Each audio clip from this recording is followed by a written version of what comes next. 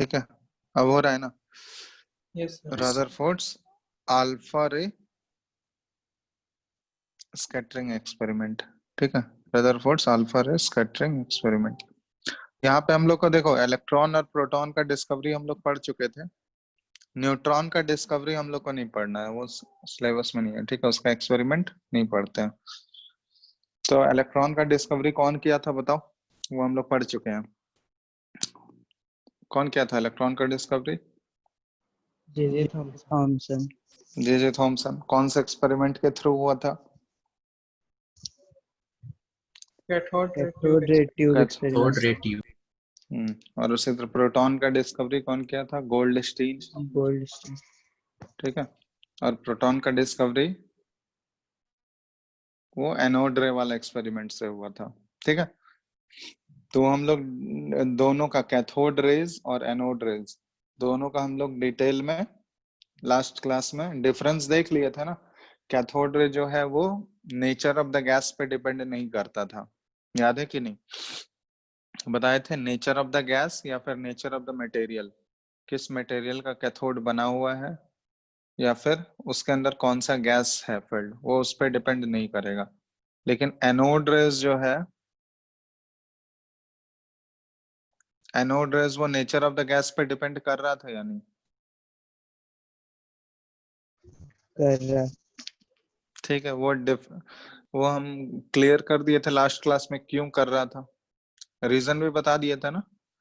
क्योंकि anode rays जो है वो कंसिस्ट करता है गैसियस आयंस को, पॉजिटिव गैसियस आयंस को। तो अगर गैसेस अगर चेंज होते जाएंगे तो उसके आयंस भी क्या होते जाएंगे, वो डिफरेंट गैसेस के आयंस अलग अलग होंगे। ठीक है, तो अगर गैसेस आयंस ही चेंज हो जा रहे हैं तो उसके प्रॉपर्टीज भी अकॉर्डिंगली गैसेस के अकॉर्डिंग वेरी हो जाएंगे। क्लियर है? बट कैथोड रेज में ऐसा नहीं था। कैथोड रेज में जो है वो इलेक्ट्रॉन कंसिस्ट करता है। तो इलेक्ट्रॉन जो है सारे एटम का इलेक्ट्रॉन तो सेम ही रहेगा, आइदर वो सारे गैसेस का इलेक्ट्रॉन तो सेम ही रहेगा ना, आइदर वो हाइड्रोजन गैस का इलेक्ट्रॉन हो या हीलियम का इलेक्ट्रॉन हो, इलेक्ट्रॉन के प्रॉपर्टी में थोड़ी डिफरेंस आएगा। ठीक है, तो इसलिए हम लोग बोलते थे कि कैथोड रेज का प्रॉपर्टी जो है वो नेचर ऑफ द गैस पे डिपेंड नहीं करेगा, बट एनोड रेज का property nature of the gas पे डिपेंड करता है। ये सब में डाउट नहीं है ना किसी को? ये लास्ट क्लास में डिस्कस किए ही थे हम लोग। ठीक है, हेलो, बोलो। Yes, किसी को डाउट है सब में? नो आगे बढ़े, चलो। तो नेक्स्ट हम लोग देखेंगे रदरफोर्ड्स अल्फा रे स्कैटरिंग एक्सपेरिमेंट। तो रदरफोर्ड को मेनली जो बोला जाता है ये डिस्कवरी ऑफ न्यूक्लियस के लिए बोला जाता है। ठीक है, रदरफोर्ड एक्चुअली क्या किया था? Discovery of nucleus. ठीक है, मतलब ये एक अल्फा रे स्कैटरिंग एक्सपेरिमेंट किया था। ठीक है, एक एक्सपेरिमेंट था अल्फा रे वाला। उसके बाद ये जो है फॉलोइंग कुछ कुछ ऑब्जर्वेशन आया था, इसके एक्सपेरिमेंट से कुछ कुछ ऑब्जर्वेशन आया था और ये उस ऑब्जर्वेशन के बेसिस पे कुछ कंक्लूजन निकाला था। ठीक है, और उन कंक्लूजन्स के बेसिस पे एक एटॉमिक मॉडल तैयार किया गया था। ठीक है, एटम का मॉडल तैयार किया गया था। तो सब आगे हम लोग इसमें पढ़ने वाले हैं। तो रदरफोर्ड को मेनली क्रेडिट किया जाता है डिस्कवरी ऑफ न्यूक्लियस के लिए। ठीक है,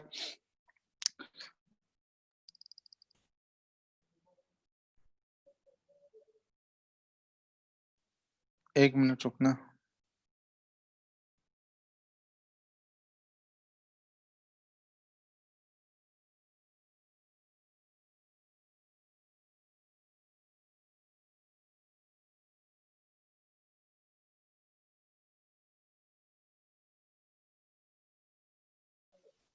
हेलो हेलो, yes sir. चलो आवाज आ रहा है? Yes sir. ठीक है, तब देखो यहाँ पे एक पिक्चर यहाँ से लाते हैं। अल्फा रे स्कैटरिंग बुक है सबके पास क्या?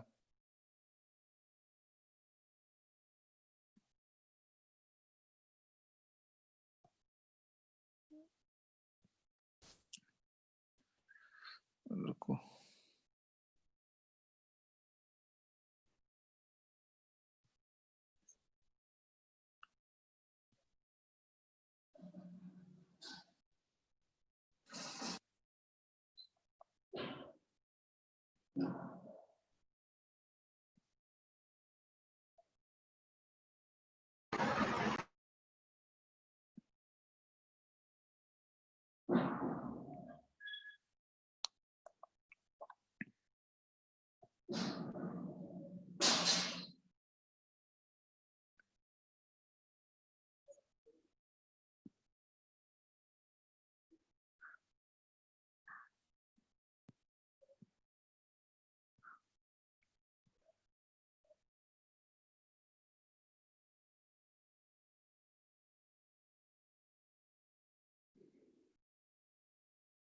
चलो यहाँ देखो, पिक्चर दिख रहा है ना सबको? ये भेज देंगे हम बाद में। हेलो, पिक्चर विजिबल है सबको? Yes. चलो यहाँ देखो, तो ये रदरफोर्ड का एक्चुअली एक्सपेरिमेंट था। रदरफोर्ड क्या किया था, देखो ये अल्फा रे पार्टिकल है। अल्फा रे हम बताएंगे यहाँ पे, ठीक है? अल्फा रे एक्चुअली होता क्या है, तो अल्फा रे पार्टिकल यूज किया था ये, ठीक है? इधर बता ही देते हैं। चलो 1 मिनट रुकना, यहाँ से एक्चुअली कॉपी नहीं हो रहा है।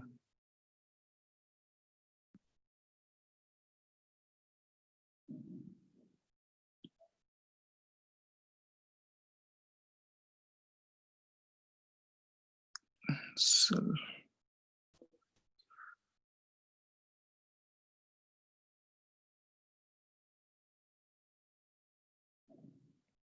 रुको, इनसे भेजना होगा।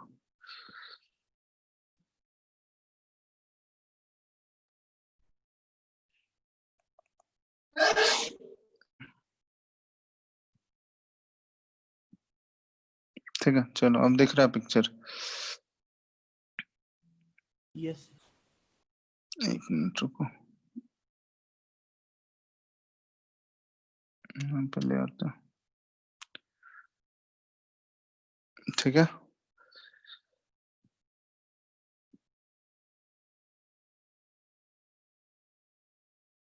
और जूम करें या दिख रहा है? दिख रहा है। दिख रहा है ना? चलो अब यहाँ देखो, एक्चुअली अल्फा,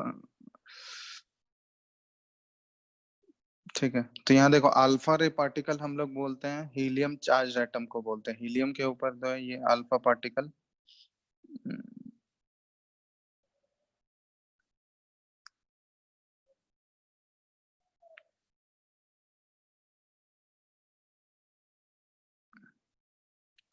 ठीक है? 1 मिनट, अल्फा पार्टिकल, ठीक है?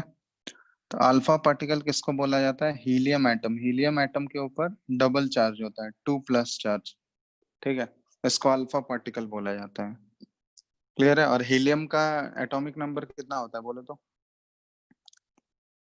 हीलियम का एटॉमिक नंबर 2 और मास नंबर इसका 4 होता है, ठीक है? ये रिप्रेजेंट कर रहे हैं, तो ये अल्फा पार्टिकल का रिप्रेजेंटेशन है कि अल्फा पार्टिकल जो है रिसेंबल करता है हीलियम के double charged, doubly positive charged helium atom को बोलते हैं, ठीक है? Doubly positive charged helium atom. तो हीलियम एटम के ऊपर अगर 2 पॉजिटिव चार्ज आ गया, ठीक है, तो उसी को हम लोग बोल देते हैं अल्फा पार्टिकल। तो अल्फा पार्टिकल के ऊपर कौन सा चार्ज है बताओ तो? पॉजिटिव है या नेगेटिव है? पॉजिटिव। पॉजिटिव चार्ज है, ठीक है? और 2 यूनिट का पॉजिटिव चार्ज है। अब देखो एक्चुअली हो क्या रहा है, यहाँ से एक सोर्स ऑफ अल्फा पार्टिकल लिया गया जहां से अल्फा पार्टिकल निकलेगा।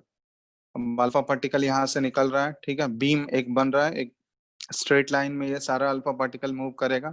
और यहाँ पे एक बहुत ही थिन गोल्ड फॉइल लिया गया था, ठीक है? गोल्ड गोल्ड का फॉइल लिया गया था, बहुत ही पतला। क्योंकि गोल्ड का ही यूज क्यों किया गया था? क्योंकि गोल्ड जो है ये हाईली मेलिएबल मेटल होता है। गोल्ड क्या है? Highly malleable. मेलिएबल समझते हो ना? यस मेले क्या होता है मेलिएबल का मतलब? सर, जो थिन शीट में हो जाए मेटल।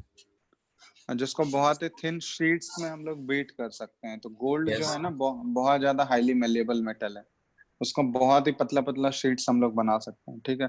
तो इसलिए गोल्ड का यूज किया गया था, ताकि हमको एकदम बहुत ही थिन शीट चाहिए था, ताकि एटम्स जो है बहुत ही कम मिले हमको, ठीक है?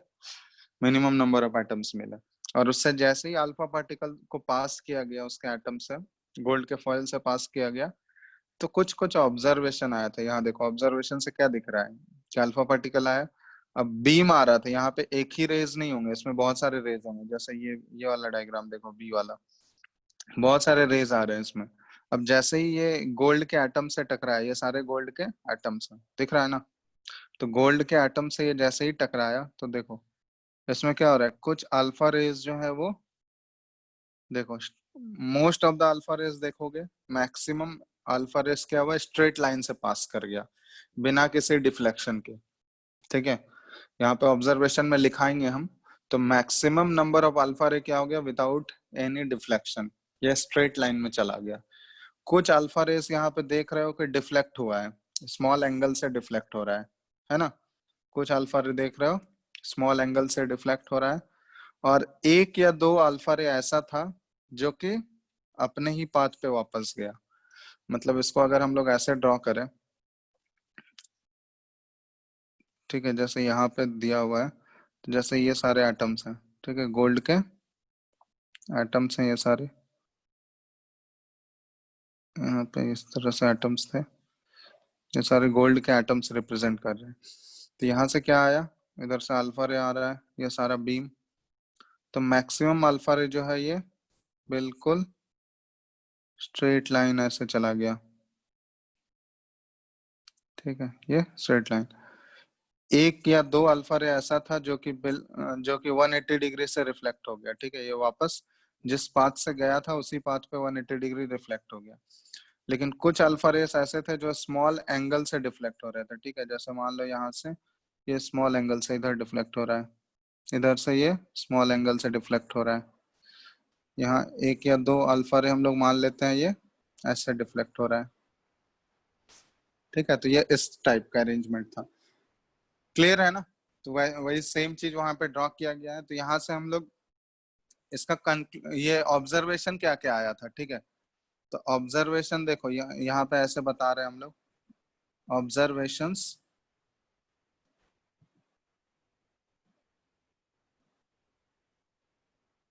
ऑफ अल्फा रे स्कैटरिंग एक्सपेरिमेंट, ठीक है, इसका ऑब्जर्वेशन क्या आया था। ये इंपॉर्टेंट है, ये क्वेश्चन तुम लोग से पूछा जाएगा एग्जाम में कि ऑब्जर्वेशन क्या क्या आया था अल्फा रे का, और उससे कंक्लूजन क्या क्या निकाला गया, ठीक है। तो इसमें देखो, इसमें एक्चुअली क्या किया गया था इन दिस एक्सपेरिमेंट, इस एक्सपेरिमेंट में क्या किया गया था, ठीक है, ये तुमको ऐसे लिखना होगा। इन this experiment fast moving alpha particle जो है ये बहुत ही फास्ट मोशन में था, fast moving alpha particles. Alpha particle को देखो, ये सिंबल अल्फा से भी रिप्रेजेंट किया जाता है, ठीक है, ये ध्यान देना। ये ये किस चीज का सिंबल है, अल्फा का, क्लियर है ना। Hello, Yes, sir. दिख रहा है Yes, sir. सबको। ये जो सिंबल है ये ऐसे हम लोग अल्फा को डिनोट करते हैं, ठीक है। तो ये ग्रीक सिंबल है एक्चुअली, तो ये अल्फा पार्टिकल बोला जाता है। और अल्फा पार्टिकल एक्चुअली है क्या, डबली चार्ज हीलियम एटम, ठीक है। हीलियम एटम के ऊपर अगर दो पॉजिटिव चार्ज आ जाएगा तो उसी को अल्फा पार्टिकल। तो इससे क्या होता है कि in this experiment fast moving alpha particle were made to fall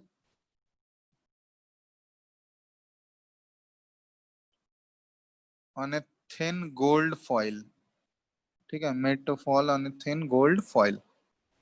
अब ऑब्जर्वेशंस क्या क्या था, हिज ऑब्जर्वेशंस वेयर,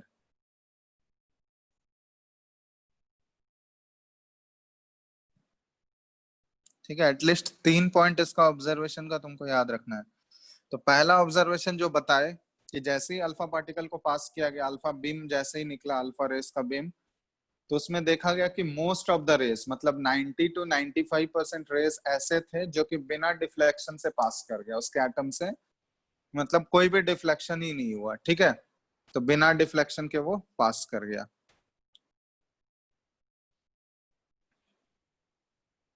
ठीक है। तो इसको हम लोग ऐसे लिख सकते हैं, a major fraction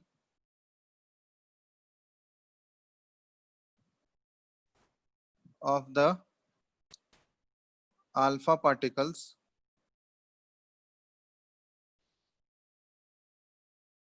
passed through the gold foil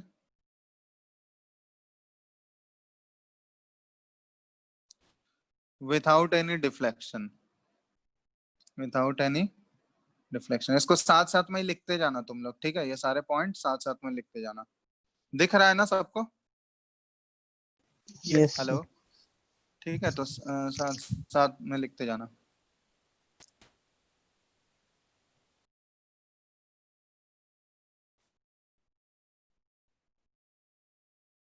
तो पहला यही है कि मोस्ट ऑफ द अल्फा रे जो है वो विदाउट एनी डिफ्लेक्शन, फिर ठीक है 90 to 95% हम लोग ऐसे बोल सकते हैं कि वो बिना डिफ्लेक्शन के वो पास कर गया उससे, ठीक है, उसमें कोई भी डिफ्लेक्शन नहीं देखने को मिला।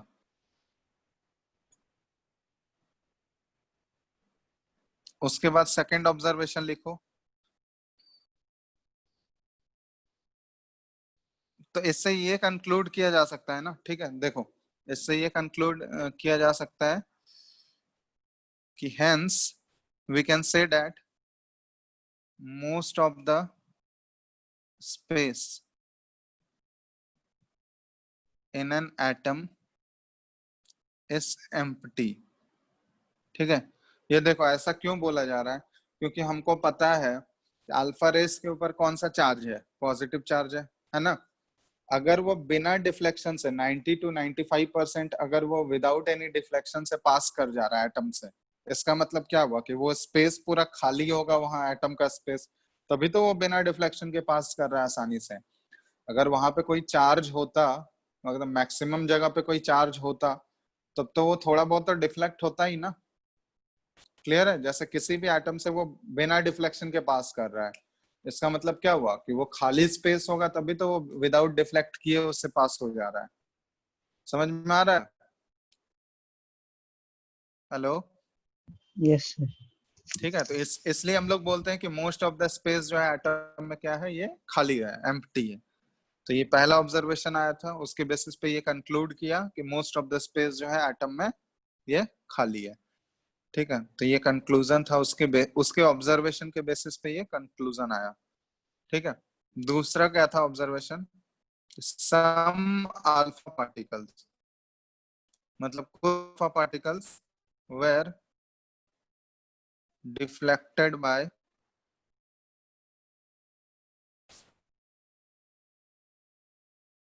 वेरी स्मॉल एंगल्स, मतलब most some alpha particles were deflected very small angle and hence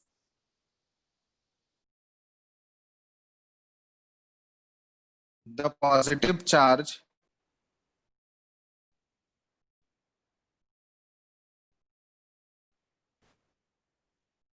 in an atom is not uniformly distributed.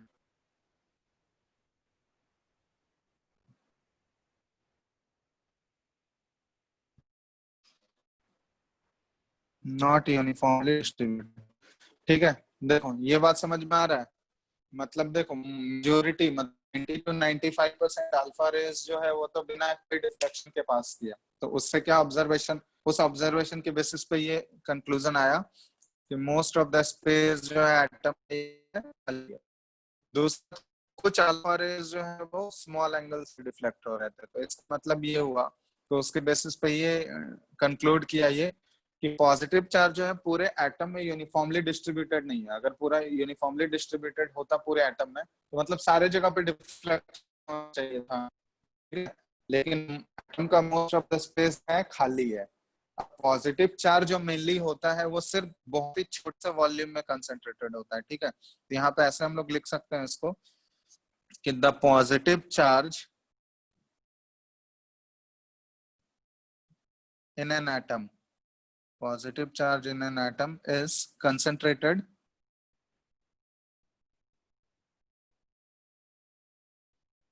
in a very small volume, very small volume, एक बहुत ही छोटे से वॉल्यूम में जो है पॉजिटिव चार्ज कंसंट्रेटेड है किसी भी एटम में, ठीक है। वो पूरा यूनिफॉर्मली डिस्ट्रीब्यूटेड नहीं होता है।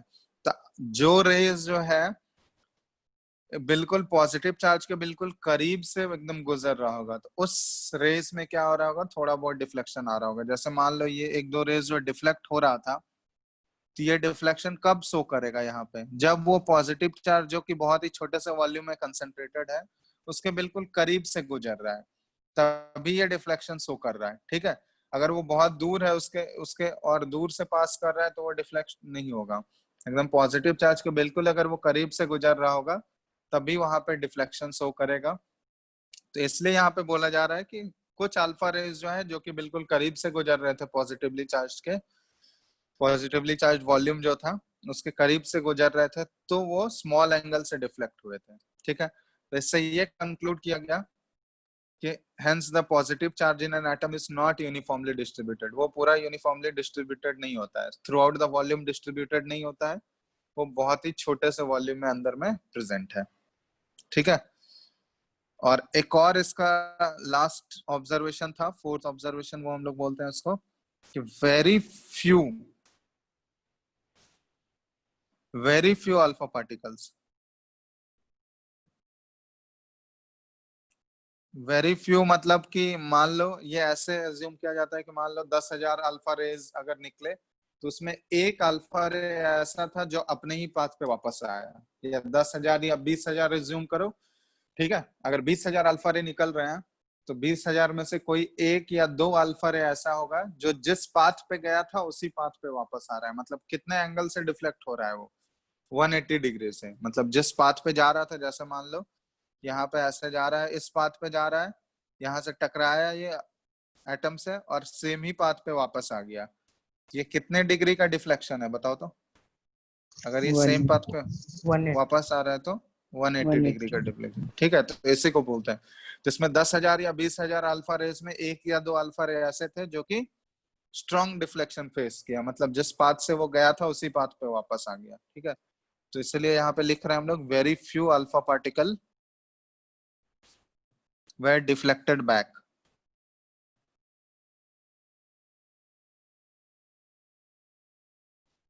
were deflected back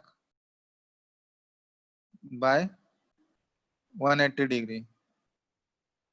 ठीक है, very few alpha particles were deflected by 180 degree on its या on their own path, ऐसे लिख लो, on their own path। ठीक है, तो इसमें हम लोग ये बोल सकते हैं कि so the volume, तो इसके बेसिस पे कंक्लूजन ये आया था कि so the volume occupied by the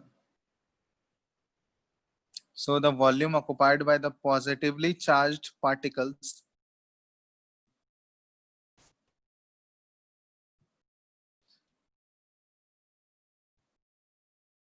in an atom is very small as compared to the total volume of an atom।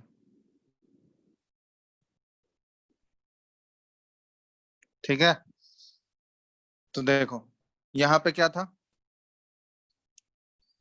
कि वेरी फ्यू अल्फा पार्टिकल जो है, मतलब 10,000 या 20,000 में एक या दो अल्फा पार्टिकल ऐसे थे जो अपने ही पाथ पे वापस आया। तो उससे क्या कंक्लूड किया गया कि जो पॉजिटिवली चार्ज स्फीयर जो था, जो पॉजिटिवली चार्ज वॉल्यूम था, या जहां पे पॉजिटिवली चार्ज पार्टिकल पाए जाएंगे एटम के, वो बहुत ही होगा occupied by positively charged particle is very small as compared to volume of the atom। मतलब अगर total volume of the atom अगर हम लोग कंपेयर करें, जैसे मान लो ये total volume of the atom ऐसा है, ये पूरा वॉल्यूम ऑफ द एटम ऐसा है, तो उसके रेस्पेक्ट में ये जो होगा पॉजिटिवली चार्ज पर बहुत ही छोटा सा वॉल्यूम होगा इस पूरे यहाँ ऐसे डॉट से हम लोग इसको शो कर रहे हैं। तो total volume of the atom respect में इस पॉजिटिवली चार्ज का जो वॉल्यूम होगा ये बहुत ही छोटा होगा। ठीक है, इसलिए जो है जो रेज जो है बिल्कुल इसके सेंटर से जो पास किया वही सिर्फ 100 डिग्री से डिफ्लेक्ट होगा, सॉरी 180 डिग्री से वो डिफ्लेक्ट होगा। क्लियर है ना? जो बिल्कुल एकदम सेंटर से गुजर रहा होगा, जो बिल्कुल इस पॉजिटिवली चार्ज सेंटर से जो गुजर रहा होगा, ऐसे हम लोग कर रहे हैं, तो यही वाले रेज जो है ये 180 डिग्री से वापस अपने ही पाथ पे वापस आ जा रहे हैं। ठीक है, तो वैसा एक या दो रेज ही होगा। ठीक है, इसलिए हम लोग यहाँ पे लिख रहे हैं वेरी फ्यू अल्फा पार्टिकल्स। ठीक है, और जो इसके बिल्कुल करीब से गुजर रहा होगा वो थोड़ा बहुत स्मॉल एंगल से डिफ्लेक्ट हुआ, और बाकी देख रहे हो ना most of the space atom में क्या है, most of the space empty है, दिख रहा है ना? एटम के अंदर पूरा स्पेस क्या है? Hello, empty. तो मोस्ट ऑफ द स्पेस क्या हो गया? एम्प्टी हो गया। तो यहाँ पे देखो, इसमें ऑब्जर्वेशन और कंक्लूजन दोनों लिखा हुआ है तुम्हारा, ठीक है? ऑब्जर्वेशन और कंक्लूजन दोनों मेंशन। पॉइंट का ऑब्जर्वेशन क्या है? Major fraction of the alpha particle passed through the gold foil without any deflection, ठीक है? ये ऑब्जर्वेशन था। उसके बेसिस पे क्या कंक्लूड किया गया? ये जो पहला ऑब्जर्वेशन है उसके बेसिस पे कंक्लूजन क्या लिखा गया, बताओ? उसके बेसिस पे कंक्लूजन क्या आया? वो कंक्लूजन जो आया था उसके बेसिस पे वो अंडरलाइन कर दिए हम। कंक्लूजन क्या आया था बताओ, फर्स्ट वाले ऑब्जर्वेशन के बेसिस पे? Most of the spaces are empty in atom. हाँ, most of the space in an atom is empty. फिर दूसरा ऑब्जर्वेशन क्या था कि some alpha particle were deflected by small angle. तो उससे क्या कंक्लूड किया गया? डिफ्लेक्ट होगा ऑब्वियसली, तो जरूर वहां पे कुछ पॉजिटिव चार्ज होगा, तभी तो। हाँ, क्योंकि नेगेटिव चार्ज से तो डिफ्लेक्ट नहीं होगा ना वो, क्योंकि हीलियम हम लोग देख चुके हैं अल्फा पार्टिकल के अंदर कौन सा चार्ज है? पॉजिटिव चार्ज ही है। तो ऑब्वियसली अगर एटम के अंदर पॉजिटिव चार्ज मिलेगा तभी तो वो उससे दूर भागेगा। अगर नेगेटिव रहता तो वो तो उसके तरफ जाता है, अट्रैक्ट होता।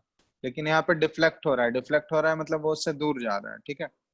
तो इससे क्या कंक्लूड किया गया कि पॉजिटिव चार्ज जो है एटम में ये यूनिफॉर्मली डिस्ट्रीब्यूटेड नहीं है। यूनिफॉर्मली डिस्ट्रीब्यूटेड नहीं है तो हम लोग क्या बोलते हैं? थर्ड पॉइंट में वही चीज है कि positive charge in an atom is concentrated in a very small volume. एक बहुत ही छोटे से वॉल्यूम में कंसेंट्रेटेड होता है, ठीक है? और फोर्थ पॉइंट क्या है कि very few alpha particle were deflected bye 180 degree. इसका मतलब कि एक या दो अल्फा पार्टिकल ऐसे थे जो अपने पाथ पे वापस आ गए। तो इसका मतलब क्या हुआ कि टोटल वॉल्यूम के रेस्पेक्ट में अगर हम लोग बात करें, total volume of the atom के रेस्पेक्ट में अगर बात करें, तो volume occupied by positively charged particle जो है वो बहुत ही स्मॉल होगा। क्लियर है? वो वेरी स्मॉल होगा। तो ये इसका ऑब्जर्वेशन और कंक्लूजन दोनों है यहाँ पे।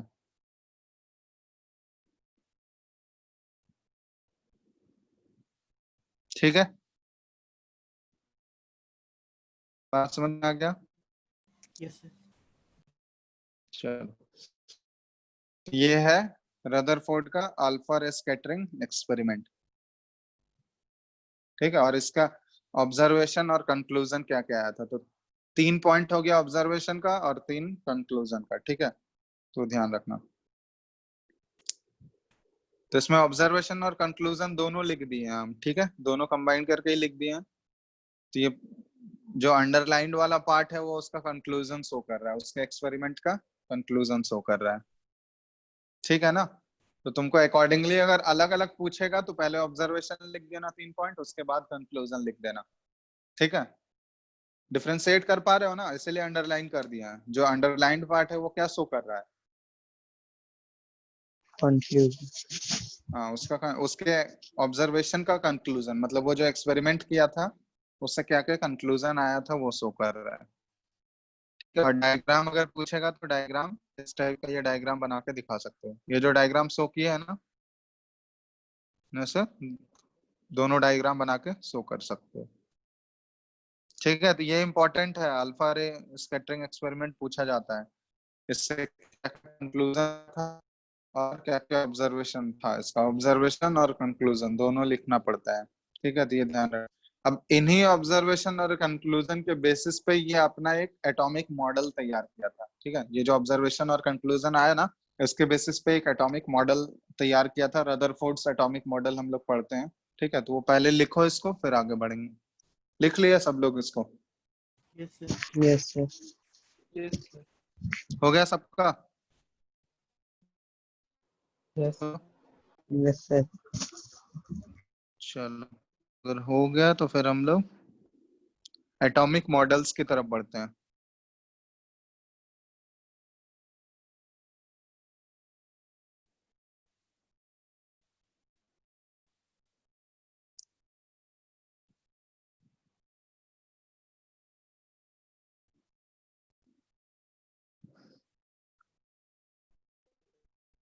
लिख लिए तो बोलो आगे बढ़ना। Yes, sir. यस सर लिख लिए। सब लोग लिख लिए? Yes sir. Yes sir. Yes sir. ठीक है, यस सर। चलो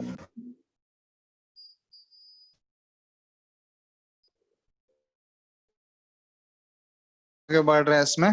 चलो, इलेक्ट्रॉन, प्रोटॉन और न्यूट्रॉन, इन तीनों का डिस्कवरी हम लोग देख लिए। और ये जो है रदरफोर्ड न्यूक्लियस का डिस्कवरी किया। ठीक है, न्यूक्लियस का डिस्कवरी मतलब वही जो पॉजिटिवली चार्ज ये जो आया ना, ठीक है, पॉजिटिवली चार्ज जो पार्टिकल जहां पे पाए गए, ठीक है, इसी को बोला गया क्या, एक टर्म दिया गया न्यूक्लियस। इसी को क्या बोला गया, न्यूक्लियस बोला गया। ये जो पॉजिटिवली चार्ज पार्टिकल जो थे, बहुत ही छोटे से वॉल्यूम में जो कंसेंट्रेटेड, टर्म दिया गया न्यूक्लियस। और न्यूक्लियस के अंदर क्या मिलता है, यहाँ पे आगे पढ़ोगे, न्यूक्लियस के अंदर क्या मिलता है, प्रोटॉन प्लस न्यूट्रॉन। मतलब प्रोटॉन और प्लस न्यूट्रॉन ये न्यूक्लियस के अंदर पाए जाते हैं, ठीक है। और इलेक्ट्रॉन जो है वो एटॉमिक मॉडल जब बताएंगे तो वहां पे ये बताया जाएगा, ठीक है।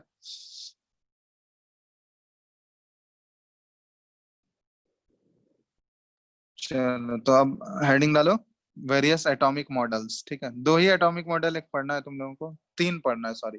एक थॉमसन मॉडल, रदरफोर्ड का मॉडल और बोर्स मॉडल, ठीक है। एटॉमिक मॉडल्स, एटॉमिक मॉडल में सबसे पहले पढ़ोगे थॉमसन एटॉमिक मॉडल, ठीक है। सबसे पहले लिख लो Thomson model of an atom.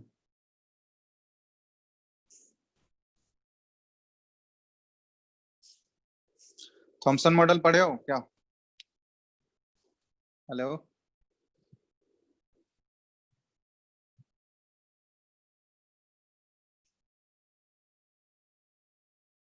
Hello,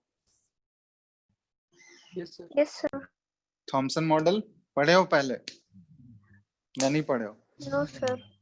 no sir. ठीक है, तो ये देखो थॉमसन मॉडल एक्चुअली क्या बताया था कि जैसे कोई भी एटम है, ये एटम के बारे में बताया था कि एटम जो है एक पॉजिटिवली चार्ज स्फीयर होगा। मतलब एटम जो है एक पॉजिटिव चार्ज स्फीयर, मतलब पॉजिटिव चार्ज जो है उसके अंदर पूरा यूनिफॉर्मली डिस्ट्रीब्यूटेड होगा।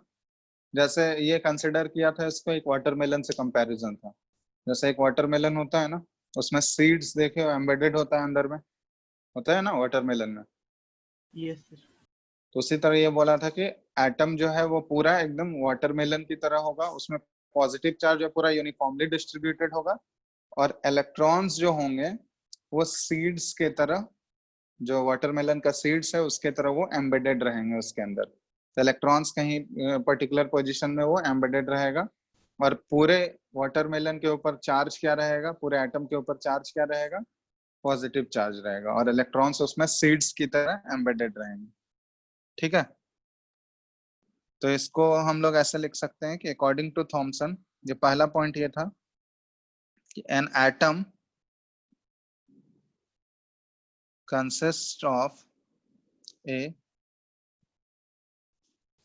positively charged sphere, ठीक है, पूरा पॉजिटिवली चार्ज स्फीयर होगा, and the electrons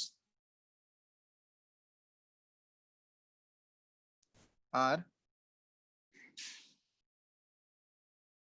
embedded in it, ठीक है। और उसमें इलेक्ट्रॉन्स क्या रहेगा, एम्बेडेड रहेगा जगह जगह पे, ठीक है। दूसरा पॉइंट ये लेते हैं हम लोग कि the negative and positive charge,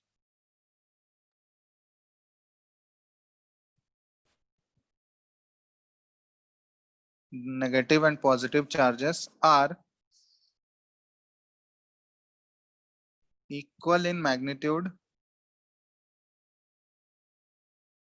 ठीक है। So the atom as a whole is electrically neutral, ठीक है। ये बोला गया एक एटम जो है पूरा पॉजिटिवली चार्ज स्फीयर होगा, और इलेक्ट्रॉन्स उसमें वाटरमेलन में जैसे सीड्स एम्बेडेड होते हैं उसी तरह उसमें इलेक्ट्रॉन्स एम्बेडेड होंगे, और पॉजिटिव चार्ज जितना है उसका पूरा मैग्नीट्यूड, और नेगेटिव चार्ज जितना है ठीक है, एटम के अंदर जितना पॉजिटिव चार्ज होगा और इलेक्ट्रॉन के ऊपर जितना नेगेटिव चार्ज होगा, वो दोनों का मैग्नीट्यूड बराबर होता है। ठीक है, तो बराबर है तो एक प्लस होगा एक माइनस होगा, दोनों एक दूसरे को क्या कर देते हैं, कैंसिल कर देते हैं। ठीक है, इसलिए एटम एज ए होल क्या होगा, इलेक्ट्रिकली न्यूट्रल होगा।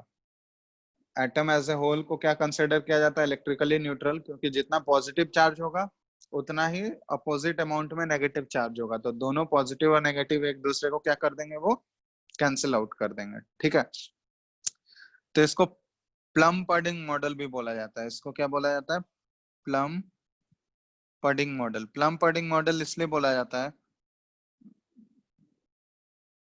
ठीक है, ये थॉमसन मॉडल को प्लम पडिंग मॉडल भी बोला जाता है, क्योंकि देखो पडिंग क्या होता है, एक्चुअली एक केक होता है जो क्रिसमस के टाइम बनता है। एक्चुअली वो क्रिश्चियन कंट्री से बिलोंग करता था। ठीक है, तो क्रिसमस के टाइम जो केक बनता है उसको पडिंग बोला जाता है। तो ये क्या बोला कि केक जो होगा वो पूरा एक एटम की तरह होगा। ठीक है, और उसके अंदर पूरा यूनिफॉर्मली पॉजिटिव चार्ज डिस्ट्रीब्यूटेड होगा।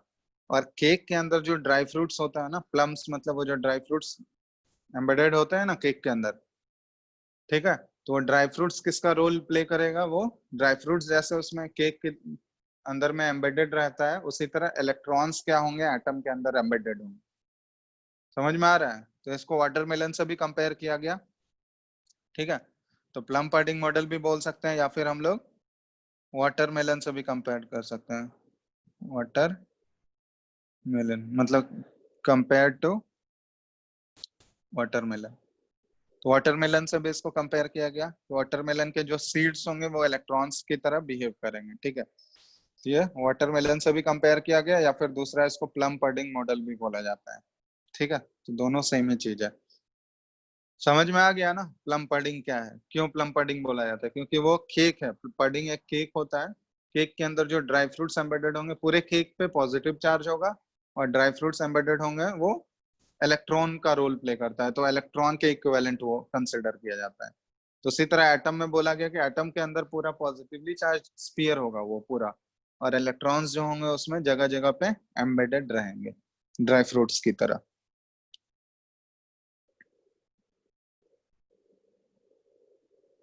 ठीक है, कोई डाउट इसमें, बोलो। No.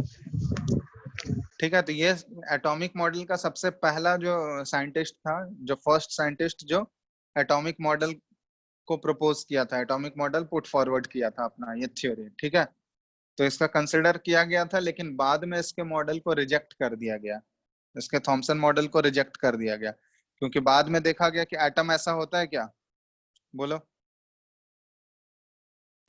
No. इस तरह से इलेक्ट्रॉन रहता है क्या उसमें अंदर एम्बेडेड रहेगा, No.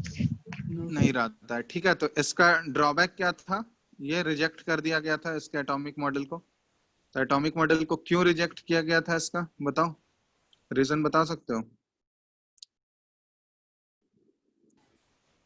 क्यों रिजेक्ट किया गया था इसको।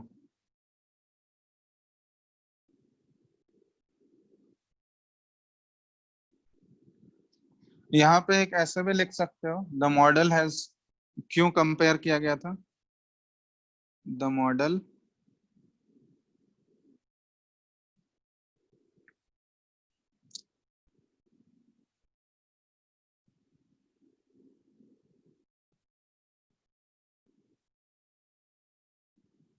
ये ऐसे लिख सकते हैं यहाँ पे,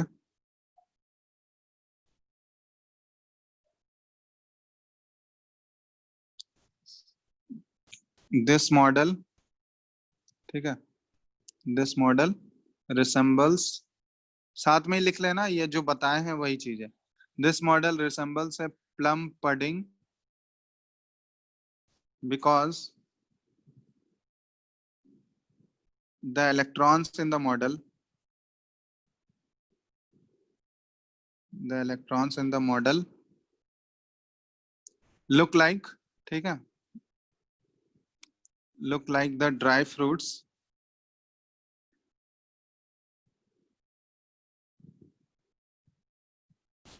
embedded in a sphere of, dry fruits embedded in a sphere of positive charge just like a spherical plum pudding, just like a spherical plum pudding। ठीक है, तो ये ध्यान रखना, इसलिए इसको प्लम पडिंग मॉडल भी बोला जाता है। या फिर वाटरमेलन से भी कंपेयर किया जाता है कि वाटरमेलन का जो रेड वाला पार्ट होता है, पूरा एडिबल पार्ट, वो एक स्पीयर की तरह होगा और उसमें जो ब्लैक कलर के सीड्स एम्बेडेड रहते हैं वो इलेक्ट्रॉन्स की तरह होगा। ठीक है, तो इसको ऐसे कंसिडर किया जाता है।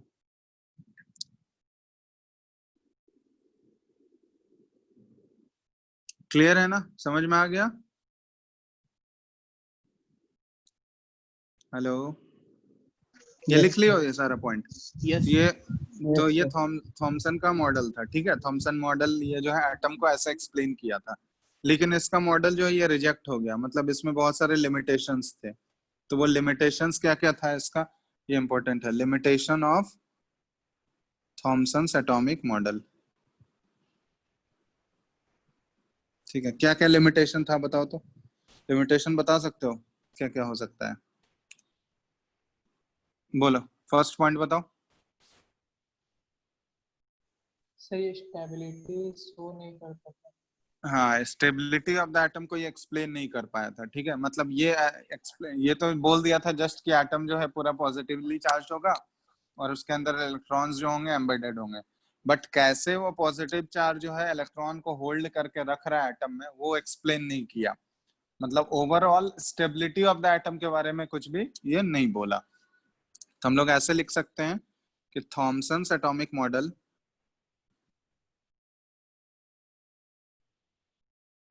Thomson's atomic model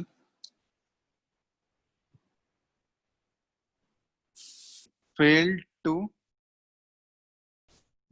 explain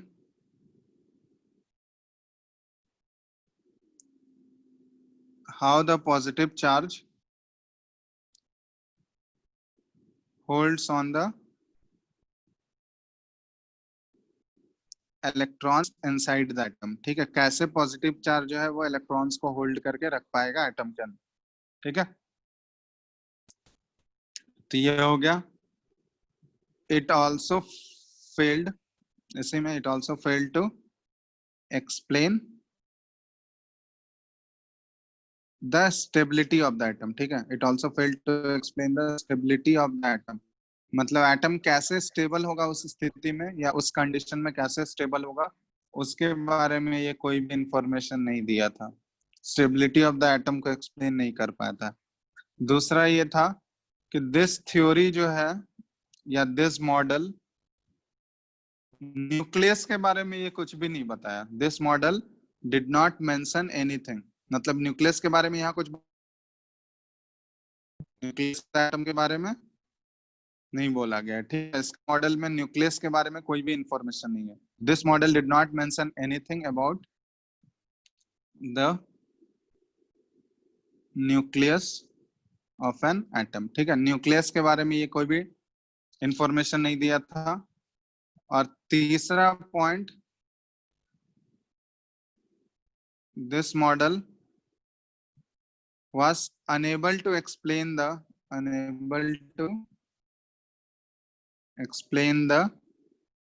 scattering experiment of Rutherford. ये रदरफोर्ड के स्कैटरिंग एक्सपेरिमेंट को एक्सप्लेन कर पाएगा क्या अगर इस टाइप का मॉडल रहेगा तो? बोलो तो। Hello, no sir. Yes. तो ये इसका ड्रॉबैक था। ठीक है, पहला तो ये स्टेबिलिटी ऑफ द एटम पे नहीं कर पाया। दूसरा, न्यूक्लियस के बारे में ये कोई भी इंफॉर्मेशन नहीं दिया। न्यूक्लियस के बारे में ये कोई भी anything he did not mention anything about the nucleus of the atom। और तीसरा, this model was unable to explain the scattering experiment of Rutherford। Rutherford के एक्सपेरिमेंट को ये या रदरफोर्ड के स्कैटरिंग एक्सपेरिमेंट को ये एक्सप्लेन नहीं कर पाया, इसलिए इसका थ्योरी जो है ये रिजेक्ट हो गया था। थॉमसन का एटॉमिक मॉडल जो है ये रिजेक्ट हो गया था। तो इसी के बाद आया था, थॉमसन का जब रिजेक्ट हो गया तो इसके बाद कौन सा मॉडल आया?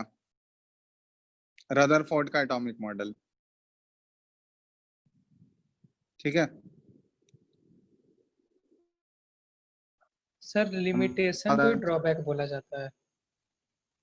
हाँ, लिमिटेशन दोनों सेम चीज है। लिमिटेशन या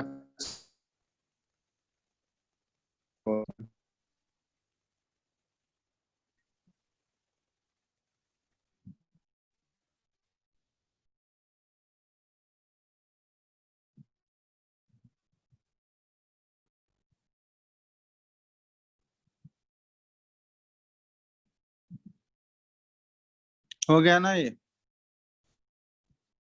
बोलो। Yes sir. लिख लेना, ये तो भेज ही देंगे। जो ये है जो ऑब्जर्वेशन जो आया, ऑब्जर्वेशन और कंक्लूजन, वो जो एक्सपेरिमेंट किया था ना, तो उसके बेसिस पे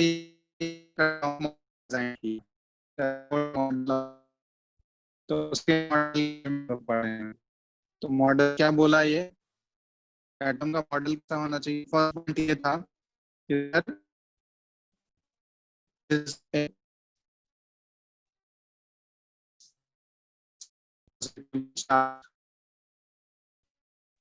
सर एक पॉजिटिवली चार्ज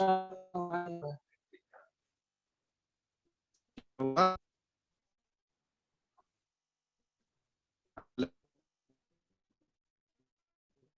आवाज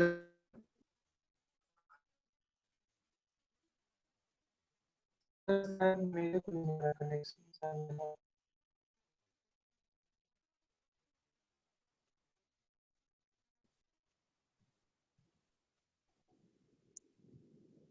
हेलो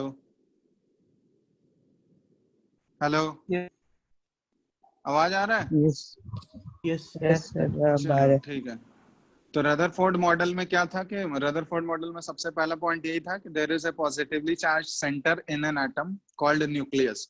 वो जो एटम के अंदर बहुत ही छोटा वॉल्यूम जो होता है पॉजिटिवली चार्ज पार्टिकल का, उस पॉजिटिवली चार्ज पार्टिकल या सेंटर को हम लोग क्या बोलते हैं, उसका नेम क्या रखा गया? न्यूक्लियस। ठीक है, उसका नेम रखा गया न्यूक्लियस, वो जो पॉजिटिवली चार्ज सेंटर आया था। और हम लोग क्या बोलते हैं कि nearly all the mass of an atom, ठीक है, nearly all the mass of an atom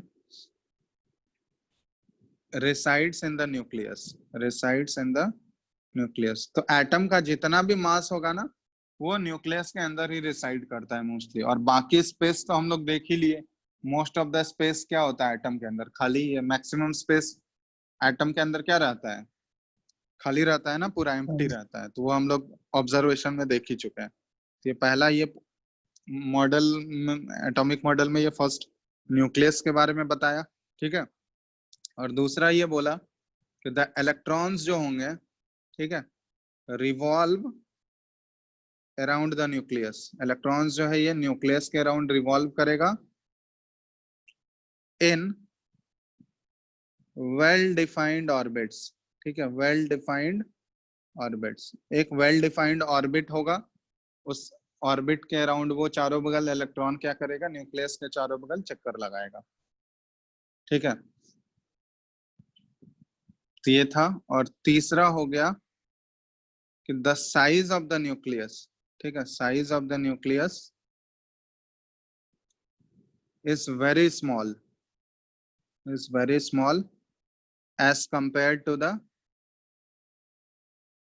size of the atom, as compare to the size of the atom. मतलब एटम से अगर इसका साइज हम लोग कंपेयर करें न्यूक्लियस का, ये बहुत ही छोटा होगा। जैसे मान लो ये एटम है, ठीक है, ये एटम है, तो इसके रेस्पेक्ट में न्यूक्लियस जो होगा जस्ट ये एक पॉइंट की तरह होगा। मतलब न्यूक्लियस का जो वॉल्यूम होगा वो एटम के रेस्पेक्ट में जो होगा बहुत ही छोटा होगा। और ये क्या बोला कि ये है न्यूक्लियस, ठीक है, एटम के अंदर ये है न्यूक्लियस। ये चलो इसको पहले बाद में ड्रॉ करेंगे। ठीक है, अब यहाँ पे ये इलेक्ट्रॉन के बारे में क्या बोला कि इलेक्ट्रॉन जो है ये इसके अराउंड, न्यूक्लियस के अराउंड ये ऐसा एटम सर्कुलर ऑर्बिट होगा, वेल डिफाइंड ऑर्बिट होगा, और इसमें इलेक्ट्रॉन क्या करेगा? ये घूम रहा होगा। ठीक है, ये वेल डिफाइंड ऑर्बिट होगा और इसमें इलेक्ट्रॉन ऐसे सर्कल कर रहा होगा, घूम रहा होगा, रिवॉल्व कर रहा होगा। ठीक है ना, ये सारे इलेक्ट्रॉन्स ऐसे रिवॉल्व कर रहे हैं। क्लियर है? और ये सेंटर वाला जो पॉइंट है इसी को बोलते हैं हम लोग न्यूक्लियस। और न्यूक्लियस के अंदर क्या क्या मिलेंगे हमको? इलेक्ट्रॉन तो इसके चारों बगल चक्कर लगाएगा। अब न्यूक्लियस के अंदर क्या मिलेगा? Protons plus neutrons. ये प्रोटॉन और न्यूट्रॉन जो है वो न्यूक्लियस के अंदर मिलेगा और इलेक्ट्रॉन उसके चारों बगल चक्कर लगाएगा। अब देखो इलेक्ट्रॉन के ऊपर तो हम लोग को पता है इलेक्ट्रॉन के ऊपर कौन सा चार्ज होता है? नेगेटिवली चार्ज पार्टिकल है इलेक्ट्रॉन। और यहाँ पे प्रोटॉन क्या होता है? ये पॉजिटिवली चार्ज है, पॉजिटिव चार्ज, पॉजिटिवली चार्ज। लेकिन न्यूट्रॉन क्या होता है? न्यूट्रॉन के ऊपर कोई चार्ज होता है क्या? न्यूट्रॉन क्या होता है? न्यूट्रल होता है। ठीक है, तो ये ध्यान रखना। तो न्यूक्लियस के अंदर जो पॉजिटिव चार्ज आता है वो किसकी वजह से आता है? प्रोटॉन की वजह से या न्यूट्रॉन की वजह से? प्रोटॉन। प्रोटॉन की वजह से। ठीक है, तो प्रोटॉन के अंदर पॉजिटिव चार्ज है, प्रोटॉन पॉजिटिवली चार्ज पार्टिकल है, तो उसी की वजह से न्यूक्लियस भी पॉजिटिवली चार्ज होता है और न्यूट्रॉन न्यूट्रल होता है। और इलेक्ट्रॉन के ऊपर कौन सा चार्ज है? वो तो नेगेटिव है, वो तो हम लोग जानते ही हैं पहले से। तो ये रदरफोर्ड का मॉडल था, एटॉमिक मॉडल। इसको सोलर सिस्टम के मॉडल से भी कंपेयर किया जाता है। सोलर सिस्टम वाला मॉडल जानते हो ना तुम लोग? जैसे सोलर सिस्टम में क्या होता है? सन सेंटर में है और उसके चारों बगल प्लैनेट्स क्या करते हैं? सर्कुलर ऑर्बिट में उसके चारों बगल रिवॉल्व करते हैं ना? सोलर सिस्टम वाले मॉडल में पढ़े होगे। यस। सन सेंटर में रहता है, उसके चारों बगल प्लैनेट सर्कुलर ऑर्बिट में रिवॉल्व करेंगे। तो उसी तरह यहाँ भी है, एटम का सेंटर में न्यूक्लियस है और उसके चारों बगल सर्कुलर ऑर्बिट में इलेक्ट्रॉन्स क्या करेंगे? रिवॉल्व करेंगे। ठीक है, ये रदरफोर्ड का मॉडल है एटम का।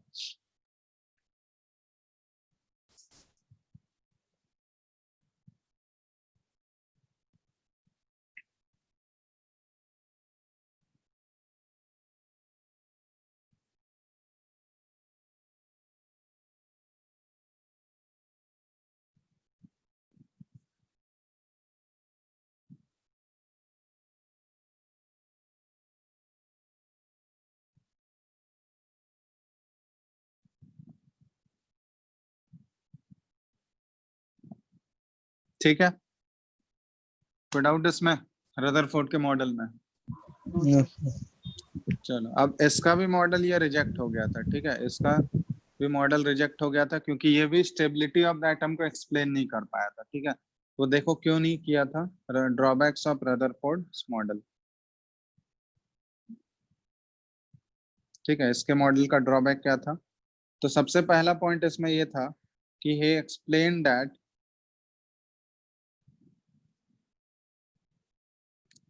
the electrons in an atom revolve around the nucleus. ठीक है, electrons in an atom revolve around the nucleus in well defined orbits. ठीक है, एक well defined orbit होगा जिसमें ये रिवॉल्व करता है। ठीक है, well defined orbits में रिवॉल्व करता है, यही बोला था ना ये। अब ये चीज ध्यान रखना कि particles in a circular orbit, जो पार्टिकल सर्कुलर ऑर्बिट में अगर रिवॉल्व करेगा ना, क्योंकि ये ऑर्बिट का शेप भी कैसा है? सर्कुलर शेप में वो रिवॉल्व करता है। तो कोई भी पार्टिकल अगर सर्कुलर ऑर्बिट में रिवॉल्व कर रहा होगा तो वो एक्सेलरेट होता है। ठीक है, उसमें एक्सेलरेशन आता है। एक्सेलरेशन पढ़े हो फिजिक्स में तुम लोग? यस। ठीक है, चेंज इन वेलोसिटी को हम लोग बोलते हैं एक्सेलरेशन। तो कोई भी पार्टिकल अगर सर्कुलर मोशन में घूम रहा होगा, रिवॉल्व कर रहा होगा, तो उसके अंदर वहां पे एक्सेलरेशन आता है। ठीक है, अब कोई भी पार्टिकल अगर चार्ज्ड पार्टिकल, ठीक है, कोई भी चार्ज्ड पार्टिकल अगर सर्कुलर मोशन में घूम रहा होगा, तो चार्ज्ड पार्टिकल, क्योंकि यहाँ पे इलेक्ट्रॉन घूम रहा है, तो इलेक्ट्रॉन क्या है? चार्ज्ड पार्टिकल ही है ना। तो इलेक्ट्रॉन के ऊपर कौन सा चार्ज है? नेगेटिवली चार्ज्ड पार्टिकल है। तो यहाँ पे ध्यान रखना कि कोई भी चार्ज्ड पार्टिकल अगर सर्कुलर मोशन में घूम रहा होगा तो वो एक्सेलरेट होता है, दे एक्सपीरियंस एक्सेलरेशन। तो यहाँ पे हम लोग ऐसे बोल सकते हैं कि thus the revolving electron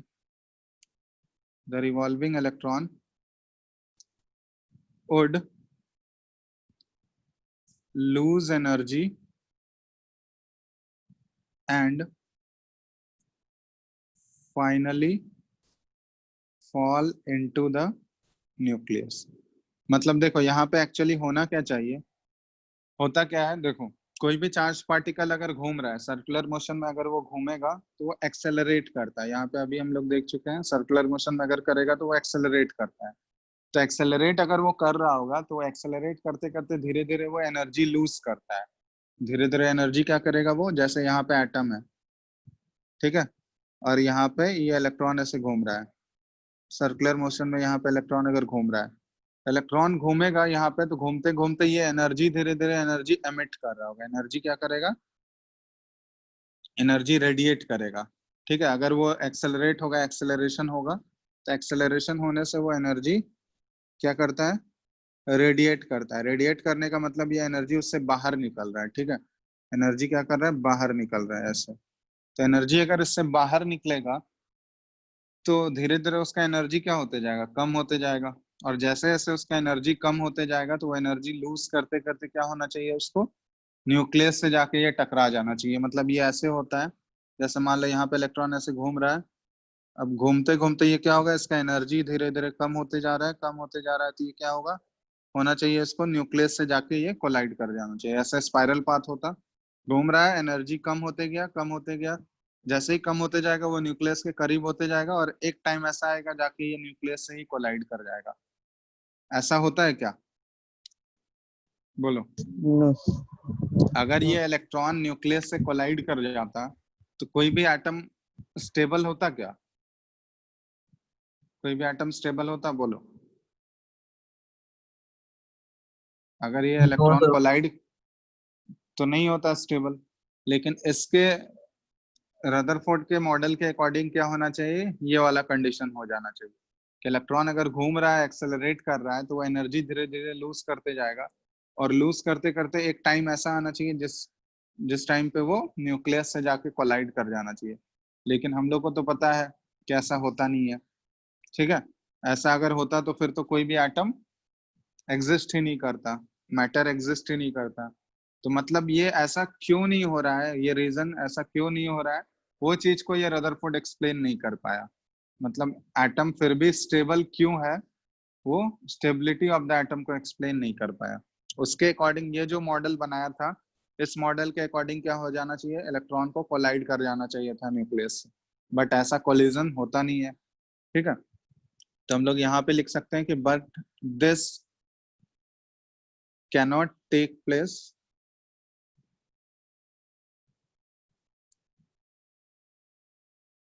place in an atom, as it will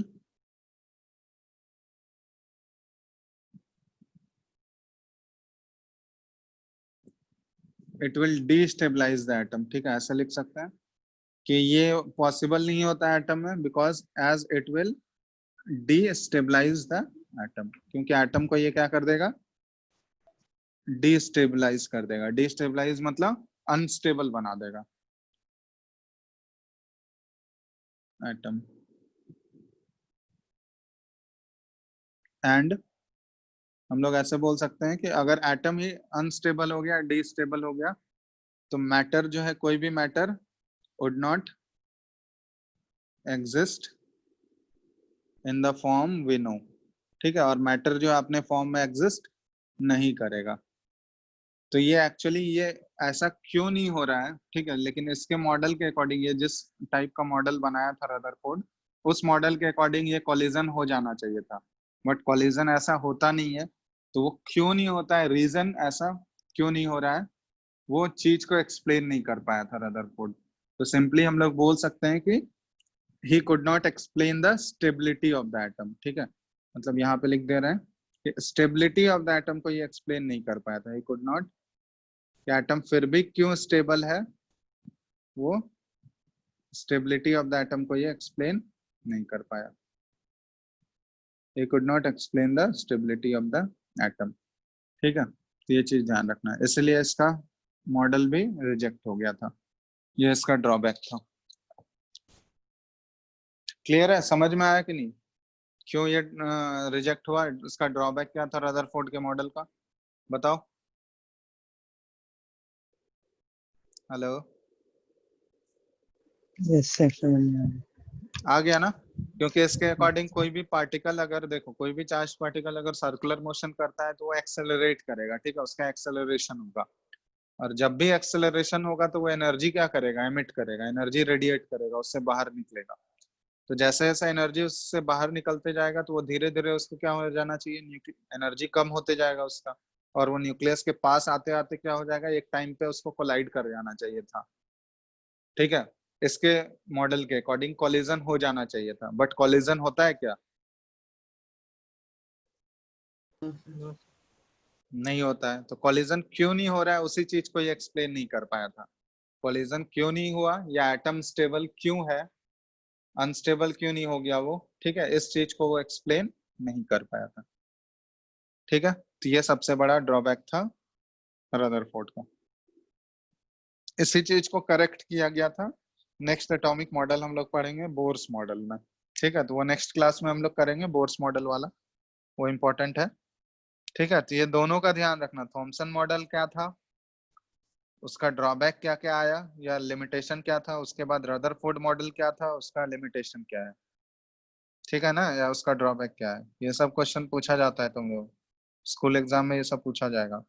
फिर अल्फा रे स्कैटरिंग एक्सपेरिमेंट क्या था, उसका ऑब्जर्वेशन क्या आया था, कंक्लूजन क्या आया था, ठीक है। तो ये सारा पॉइंट बाय पॉइंट ये ध्यान रखना। क्लियर है? कोई डाउट है किसी को नो सर। आज क्लास में? बोलो। No sir. सबको समझ में आ गया ना ये सारा पॉइंट? Yes sir. यस हाँ बोलो, बोलो, कोई कुछ बोल रहा है? कोई डाउट है किसी को तो पूछ लो। हेलो,